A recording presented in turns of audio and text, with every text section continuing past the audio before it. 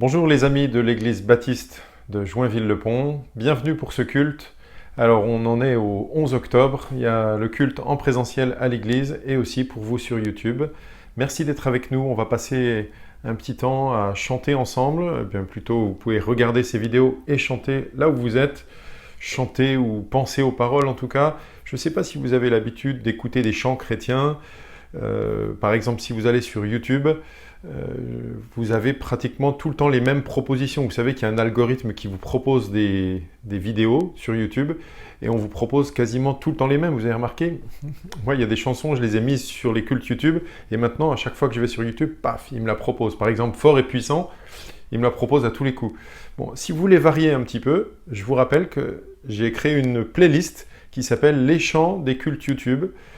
C'est sur ma chaîne vidéo, vous allez sur playlist, ma chaîne YouTube, pardon, vous allez sur playlist et ça vous proposera une playlist de plus de 100 chants, ceux qu'on a mis pendant nos cultes et ça vous permettra d'écouter des chants et de varier en fait, ils s'enchaîneront les uns après les autres.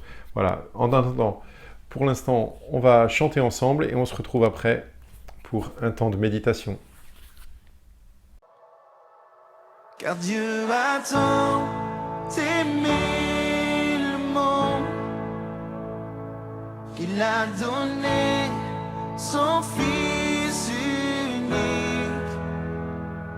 afin que quiconque croit ne périsse pas, mais qu'il ait la vie éternelle.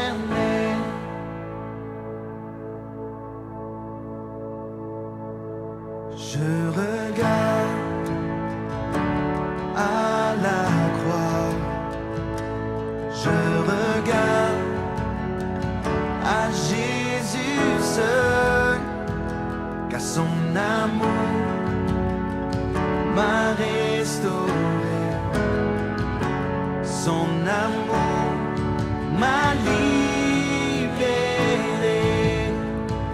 car Dieu a tant aimé le monde qu'il a donné son Fils unique, afin que quiconque croit ne périsse pas, mais qu'il ait la vie éternelle.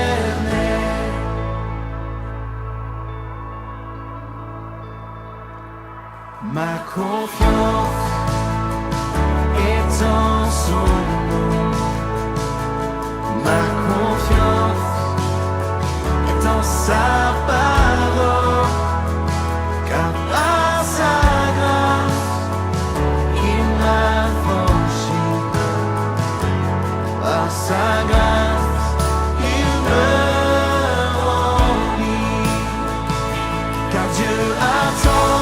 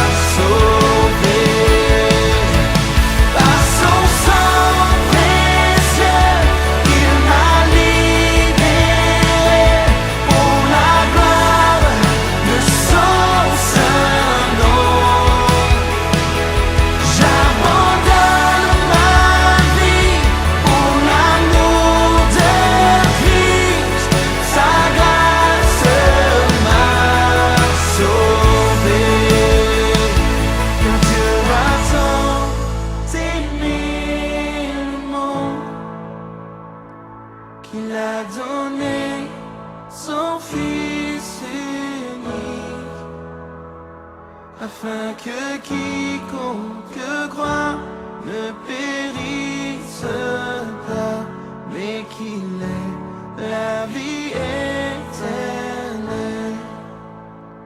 Oh oui, qu'il ait la vie éternelle.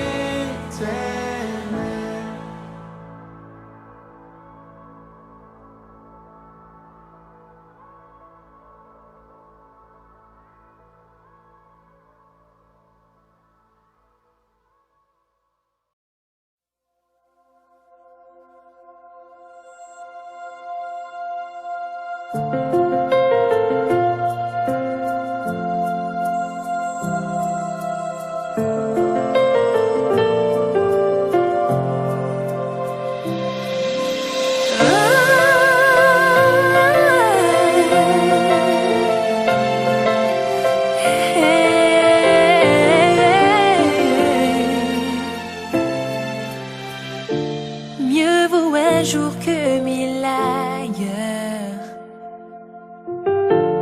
dans les parvis de mon Seigneur. Éternel, donne-moi des ailes pour m'envoler jusqu'au ciel. S'il faut tout te donner, je me donne pour voir ton royaume.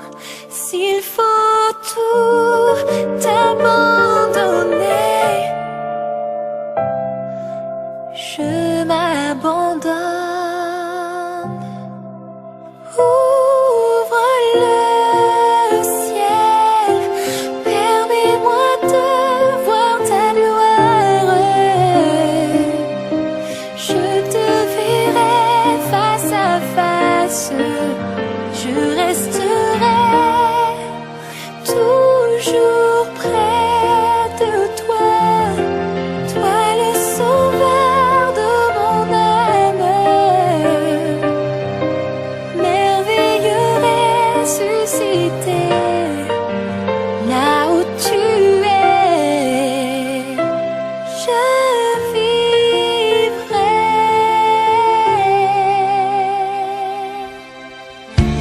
Ta présence me façonnera à ton image, mon Jésus. Plus de larmes dans mes yeux, que du soleil dans mon âme. S'il faut tout te donner, je me donne pour voir ton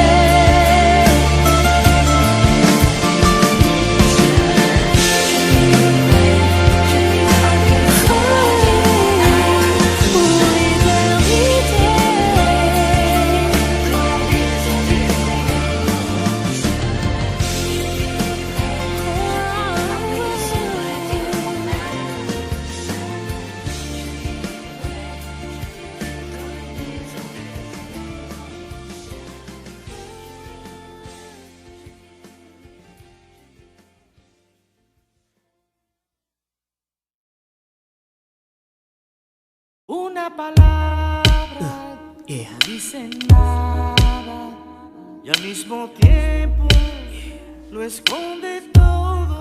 I heard records. Aquel viento que esconde el agua como las flores que esconden l'eau. Yeah. Son pied enfoncé sur la pédale, ses mains en sueur serrent le volant fermement. L'aiguille pointe 140 et tout clignote au cadran. Sa 307 ne cesse d'accélérer, le périph' est vide. 3h du mat, c'est l'heure choisie pour son suicide. Pas d'alcool dans le sang, juste de la haine et ça sent. À chaque voiture dépassée sur sa joue s'ajoute une goutte glissante. Les dents serrées, son cœur est gémissant. Il s'imagine déjà la voiture explosée, baignée de son propre sang. Il pousse des cris de tristesse, de détresse, donne des coups au guide, on lance des jurons, les yeux plongés dans le fond. Il a la mort en ligne de mire, le moral à -1, la vie lui donne envie de vomir. Mais tout bascule sur un SMS qu'il reçoit. Il n'y a que quelques mots, mais ceux-ci le laissent sans voix. Si émouvant qu'il stoppe la voiture et se range sur le bas-côté. Pleure comme un gamin car ces mots viennent juste de le sauver. Ne sous-estime pas le pouvoir d'une parole. Elle tue, elle donne courage, elle console. Un simple mot peut bouleverser une vie, en relancer une autre ou mettre fin à celle-ci. Plus de tact, veille sur ta langue comme sur tes actes. Parce que comme un gun, une parole laisse de gros impacts. Veille sur tes lèvres, et sois patient. Utilise chacun de tes mots à bon escient. Voici l'histoire d'une femme qui vit seule, fâchée avec toute sa famille, du grand-père au filleul. Elle s'est mise du monde à dos, isolée, mise à l'écart, collée sur son dos l'étiquette de la brebis noire. Et sa fierté l'écarte davantage. Elle ne reconnaîtra pas ses torts, le silence et sa cage. Pourtant les remords la rongent, la culpabilité pèse. Plus les années passent, plus le temps s'allonge. Et dans le salon ce soir elle déprime. Elle ouvre l'album photo familial, ce qui est bien rarissime. Se surprend à sourire timidement devant ses clichés d'antan. La nostalgie ne prévient pas, elle surgit soudainement. Une photo de son frère et elle l'émeut et la fait pleurer. D'autant plus que ça fait des années qu'elle lui a pas parlé. Brisée elle se dit, faut cesser la guerre. À 3h du mat, envoie un texto qui dit je t'aime mon frère. Ne sous-estime pas le pouvoir d'une parole. Elle tue, elle donne courage, elle console. Un simple mot peut bouleverser une vie, en relancer une autre ou mettre fin à celle-ci. Plus de tact, veille sur ta langue comme sur tes actes. Parce que comme un gun, une parole laisse de gros impacts. Veille sur tes lèvres et sois patient. Utilise chacun de tes mots à bon escient. Voici l'histoire d'un couple heureux, marié depuis 15 ans. Pavillon au centre-ville et vivent un quotidien plaisant. Ils s'aiment, partagent tout et montrent l'exemple aux enfants. Un mari exemplaire chérit sa femme et la défend. Ils partent en voyage, montagne, campagne, plage. Ils respirent le bonheur et en plus les enfants sont sages. Le tableau parfait, les voisins sont envieux. Pas de quoi s'inquiéter à l'horizon et tant mieux. Mais ce soir le ton monte un peu entre les deux. Une dispute car madame est rentrée tard et l'alibi douteux. Les enfants cachés derrière la porte assistent à la triste scène. Les murs de ce foyer ne connaissent pas cette ambiance malsaine. Et tout explose quand elle dit je divorce. Le mari ressent comme une flamme agissant sous son torse. Sous le choc et la colère il sort sur un coup de tête. Prend les clés et entre dans sa 307. Una palabra Yeah. no dice nada y al mismo tiempo lo esconde todo. Aquel viento que esconde el agua como las flores que esconde el lodo.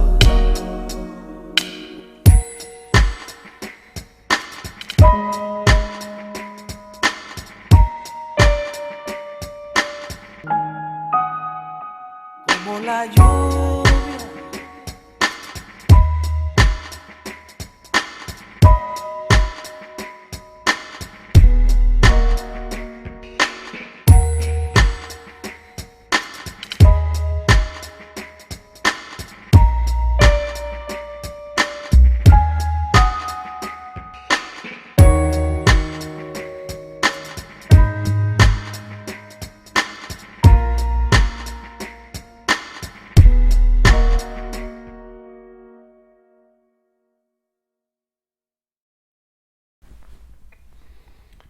Alors la semaine dernière, dans la prédication, on était dans l'évangile de Matthieu, au début du chapitre 6, et je vous ai parlé du Notre Père, entre autres, et notamment dans le Notre Père, il y a une parole « Pardonne-nous nos offenses, comme nous pardonnons à ceux qui nous ont offensés ». Et donc je vais vous montrer une petite vidéo, là maintenant, que nous avons déjà vue pendant le confinement, je ne sais plus quand, peut-être au mois d'avril ou au mois de mai. C'est une vidéo qui s'intitule « Le serviteur impitoyable ». Ça dure 5 minutes et après, il y aura un message, non pas sur ce texte-là, sur un autre, mais je m'en servirai quand même. Donc, c'est une parabole de Jésus qu'on trouve dans le chapitre 18 de l'évangile de Matthieu, le serviteur impitoyable. C'est en anglais, mais c'est sous-titré en français. Profitez-en bien et essayez de comprendre de quoi ça parle. Et on en reparle juste après. À tout de suite.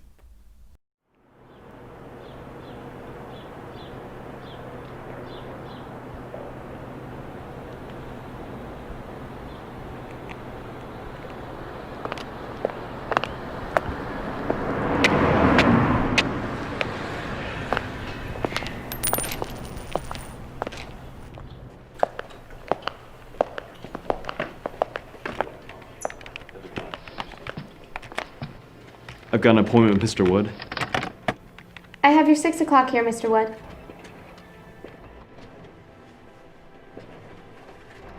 Mr. Wood will see you now. Thank you.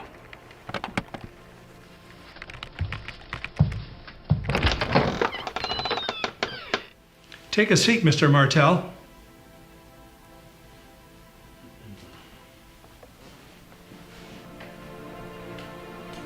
Do you know why you're here? Yes, sir. I've been studying your accounts for the last 2 years, and you have managed to collect an overwhelming amount of debt, $2.3 billion, and not a single effort has been made to make payment. I've contacted the company lawyer. The trial will take place in 3 weeks, and you have until then to make payment in full. But, sir, how can I ever come up with that much money? Failure to repay the debt will result in a lifetime prison sentence, and the debt will be passed on to your immediate family. My family has nothing to do with this. Your mistakes affect more than just yourself. Please, sir, be patient with me, and I will pay back everything.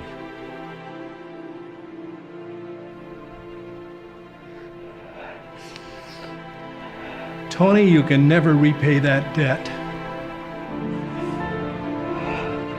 That's why I've decided to cancel it in full.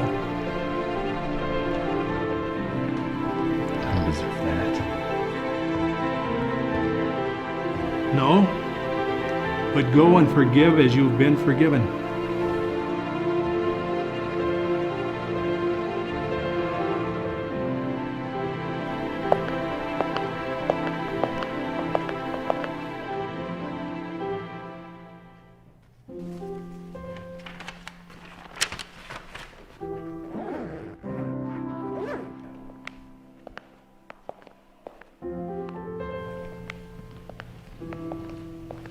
Don't work yourself too hard, Adam.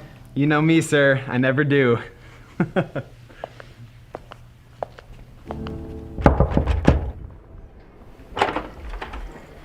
Tony, You haven't paid rent, Adam.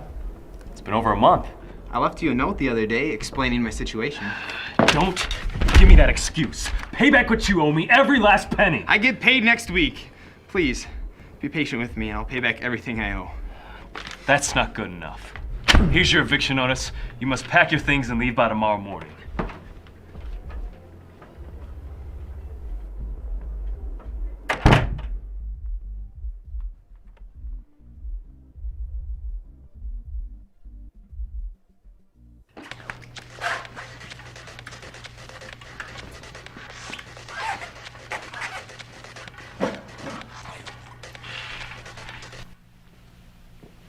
Did Adam take leave? Well, not exactly. He called to report he'd been evicted. Why didn't he show up for work? I'm not sure. All I know is that he missed his payments and Tony Martel told him to be out of the company apartment by morning. Send Tony in when he gets here. Morning, sir. I canceled all of that debt of yours. $2.3 billion.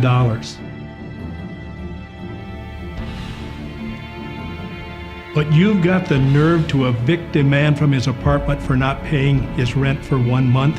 I can explain. I've decided to reinstate all of your debt. Every last penny.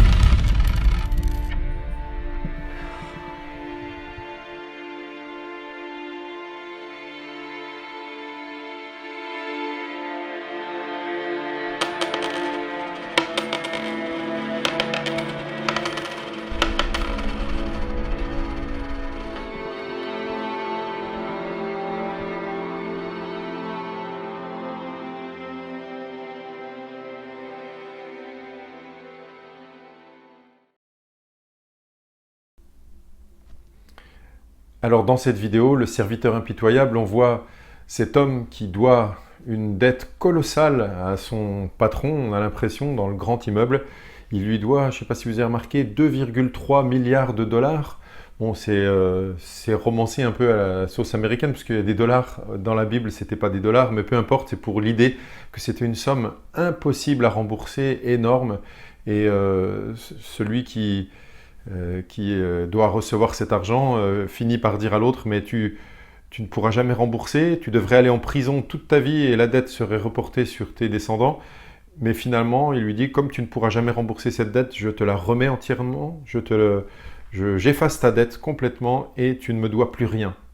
Et alors, juste après, il lui dit, ben, va et fais de même en fait, puisque je t'ai remis ta dette, je t'ai pardonné, pardonne à ton tour. Et en fait, lui, il sort et il va tout de suite se précipiter chez... Je ne sais pas si vous avez remarqué ce gars qui faisait le ménage au départ, dans le couloir. Eh bien, c'est lui. Et donc, celui qui vient d'être pardonné va chez ce gars et le prend au cou comme ça et lui demande de payer son loyer. L'autre dit, mais excuse-moi, je n'ai pas encore reçu mon salaire, je vais le recevoir dans une semaine. Je te paierai, il n'y a pas de problème dans une semaine. Et lui, il est intransigeant pour une semaine. Il n'est pas prêt à attendre. Et il lui dit, non, tu me payes tout ce que tu dois. Ben, puisque c'est ça, tu prends tes affaires, demain tu quittes mon studio, tu dégages, tu es à la rue, je veux plus de toi. Et c'est comme ça qu'il se retrouve à condamner celui qui lui devait très très peu, alors que lui, on lui a pardonné et remis sa dette qui était énorme. Et ensuite, le chef, le grand patron, le rappelle et lui dit, ben, je remets toute ta dette. Elle reprend cours maintenant parce que tu t'es comporté comme ça. Et dans cette parabole, dans Matthieu chapitre 18, Jésus dit que si on ne pardonne pas aux autres, il reprend ce qui a été dit dans Matthieu 6, si vous ne pardonnez pas aux autres, eh bien votre Père ne vous pardonnera pas non plus. Waouh, c'est terrible. Alors j'aimerais, on en reparlera tout à l'heure, mais j'aimerais qu'on vienne à un texte maintenant, pour aujourd'hui, dans l'évangile de Matthieu au chapitre 7, et c'est une parole très connue. Vous savez que je fais une série de prédications sur les discours de Jésus dans l'évangile de Matthieu. Cette parole est très connue, vous allez voir. Ne jugez pas, Matthieu chapitre 7, donc, ne jugez pas afin de ne pas être jugés, car on vous jugera de la même manière que vous aurez jugé, et on utilisera pour vous la mesure dont vous vous serez servi. Je m'arrête là, juste une parenthèse.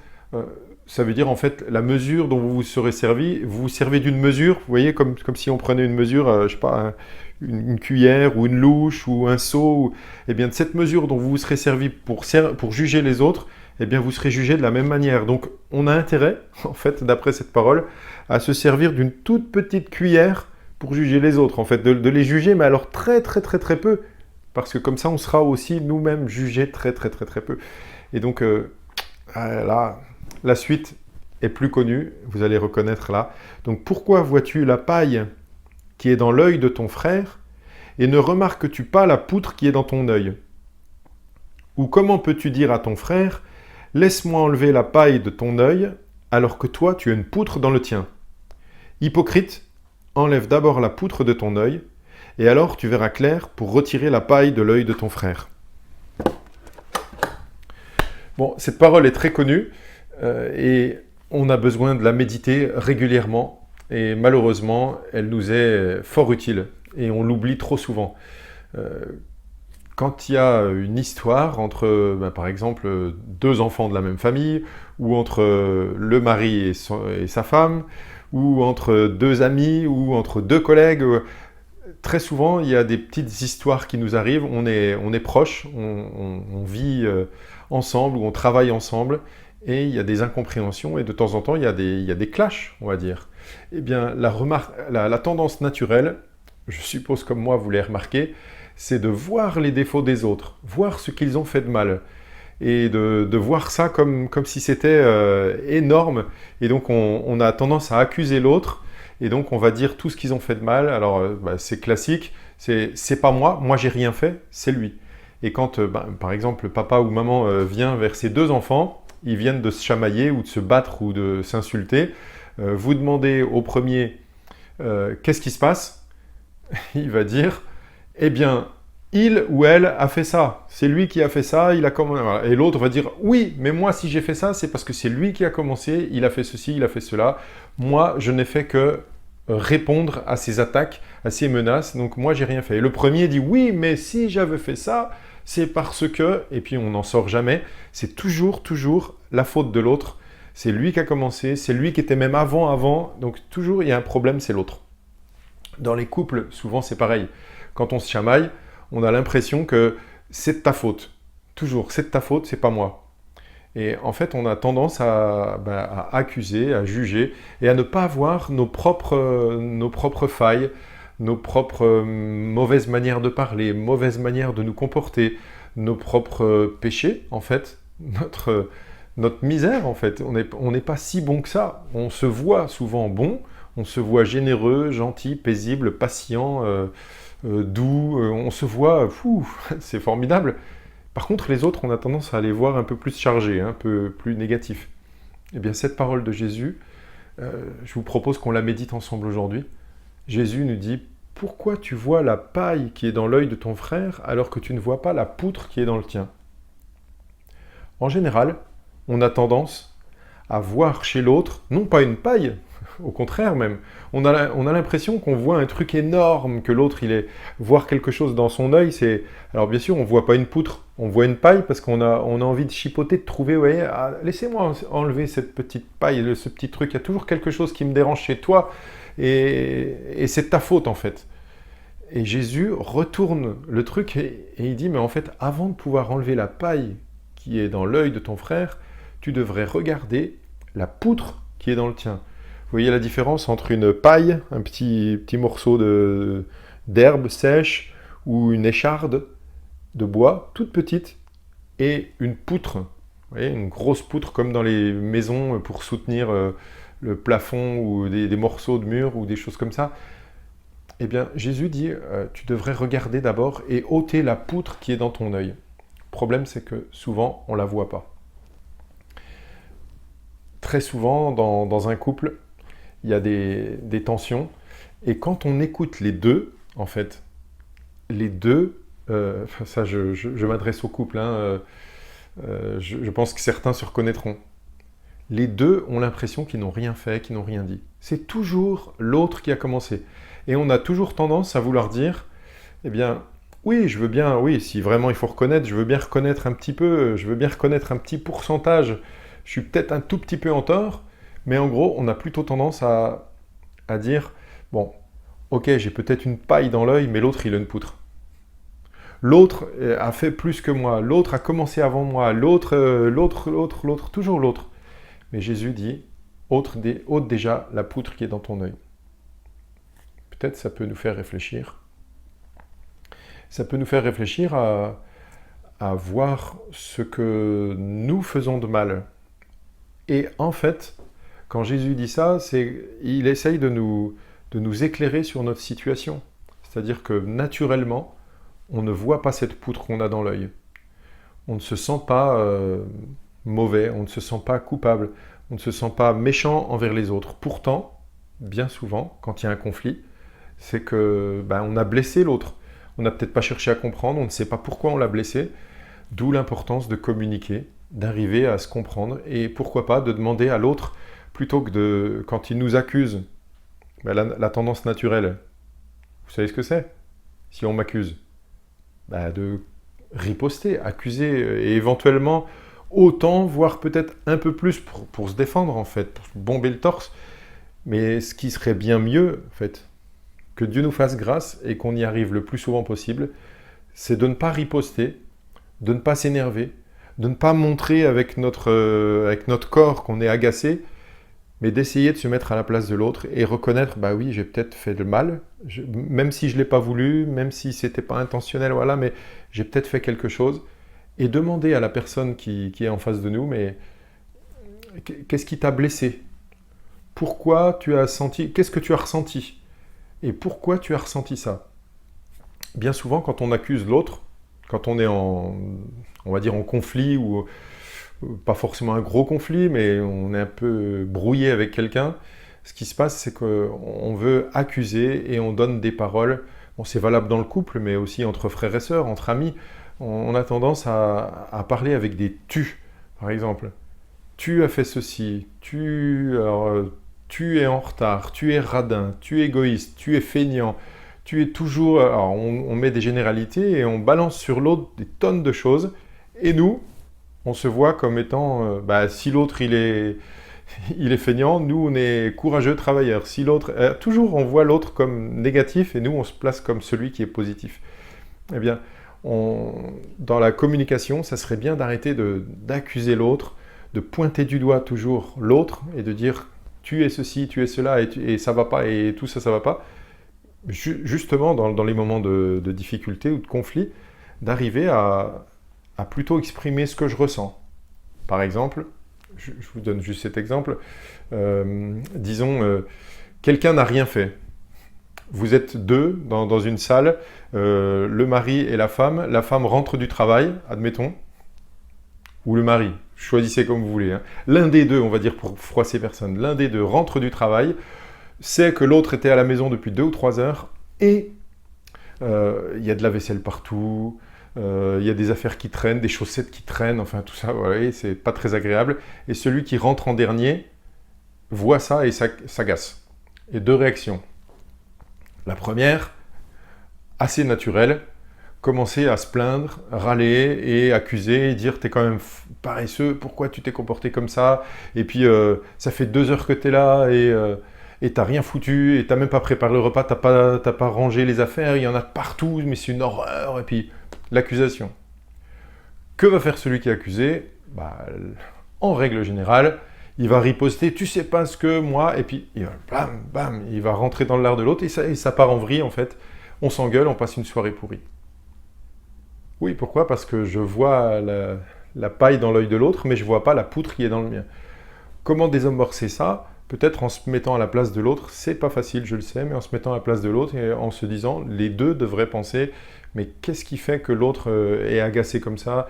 Et on peut s'excuser, on peut essayer de réparer le truc plutôt que de riposter.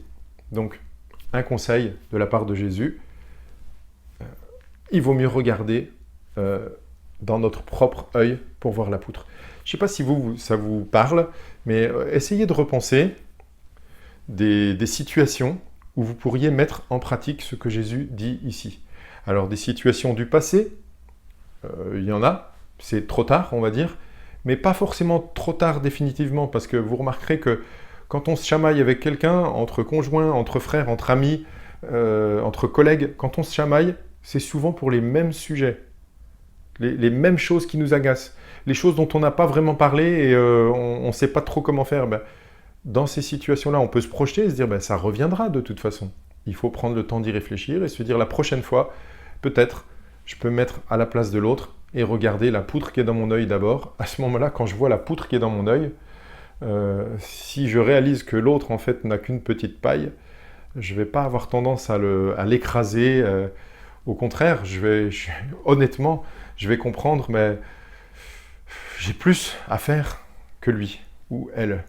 Donc je dois moi-même peut-être l'aider et lui demander de m'aider à changer. Je dois moi-même me laisser transformer, décider de faire mieux, arrêter d'accuser et demander de l'aide peut-être et vouloir changer. Enfin, c'est important, cette vision de moi d'abord. Je me regarde moi. Bon, dans un genre plus populaire, vous avez tous déjà entendu qu'il faut déjà balayer devant sa porte. C'est un peu la même idée. Avant d'aller voir si c'est balayé devant chez le voisin et de l'accuser, de dire que c'est sale devant chez lui, balaye déjà devant ta porte, fais le ménage chez toi et tu pourras éventuellement donner des conseils aux autres.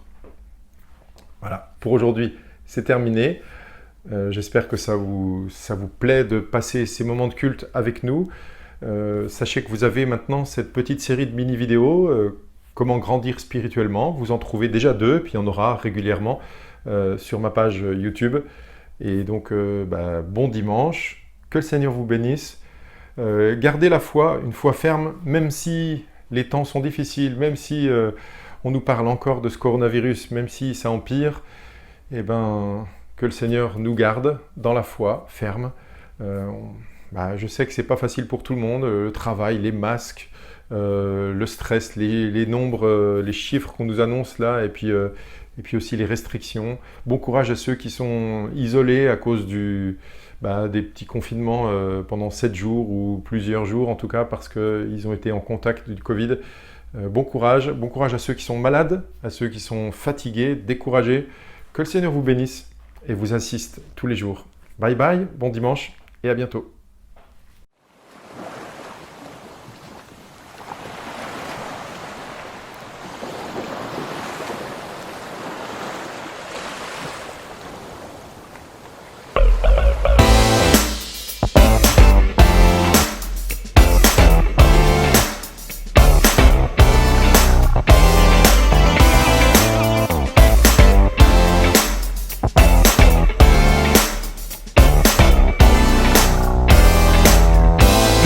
Après le bonheur, nous voulons cette paix du cœur. Nous soupirons après la pureté, recherchons partout la beauté. Et ces sentiments nous rappellent qu'il y a en nous cette soif d'éternel qui donne aux richesses les plus belles un arrière-goût superficiel. C'est dans notre ADN, vital comme l'oxygène. C'est inscrit dans nos gènes. Nous sommes faits pour t'adorer. Notre raison de vivre est de célébrer ta gloire. Nous sommes faits pour t'adorer. Tu combles nos espoirs sans jamais décevoir.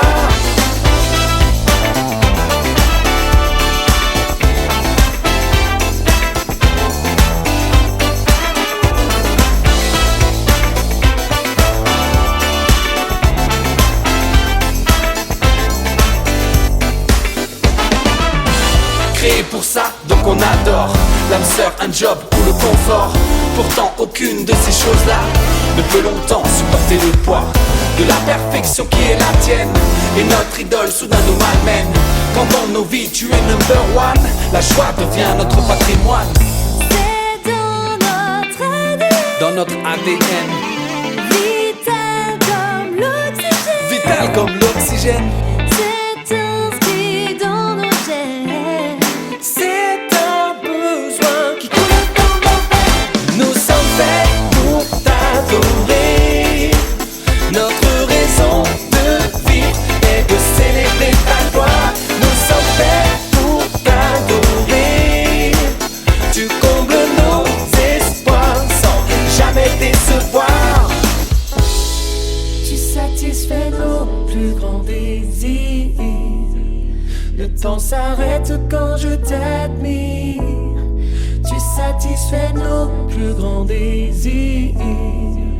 En toi je trouverai mon plaisir.